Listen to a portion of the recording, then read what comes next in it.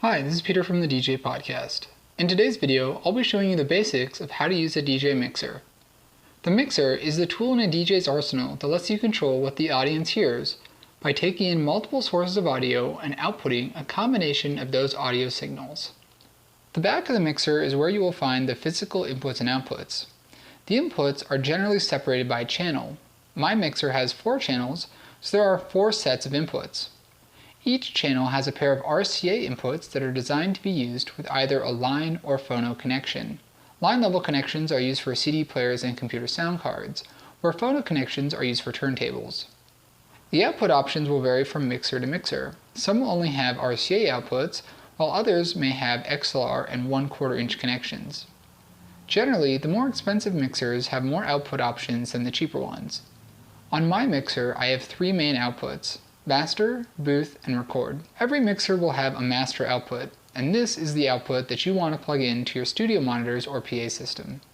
Once you have your gear connected, you'll use the controls on the face of the mixer to affect what is heard through the master output. On each channel, you want to use these buttons here to select what type of connection you're using. There are 2 volume controls on each channel that you will use together to send the incoming audio out of the mixer. The first is the gain knob, labeled as level on my mixer, at the very top. You'll see that the knob is turned all the way to the left, which means that no audio is coming into that channel. As I turn it to the right, you're going to increase the level of the audio that's coming in. You want to set it so that when the lights are illuminated from a track playing, that they peak at 0 or slightly below 0. That'll make sure that you don't have any distortion of the audio coming into the mixer. Now once you've set your gain knob to an appropriate level, you can then use the channel faders, as seen here, to increase the level that is actually going out of the mixer.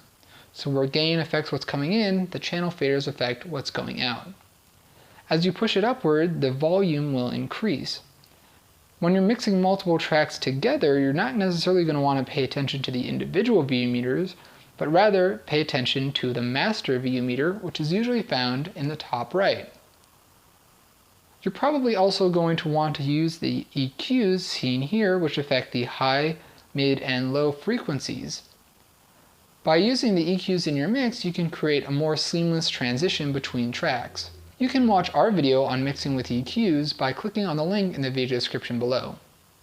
Finally, we have the Q buttons, which are seen here above the channel faders. By pressing on the Q button, you can hear the audio coming through the channel even when the fader is set all the way at the bottom. This will allow you to preview the mix in your headphones without it going out to the speakers. We will cover the mixer Q function in more detail in a future video. If you like this video, subscribe at youtube.com/thedjpodcast or at thedjpodcast.com. Thanks for watching.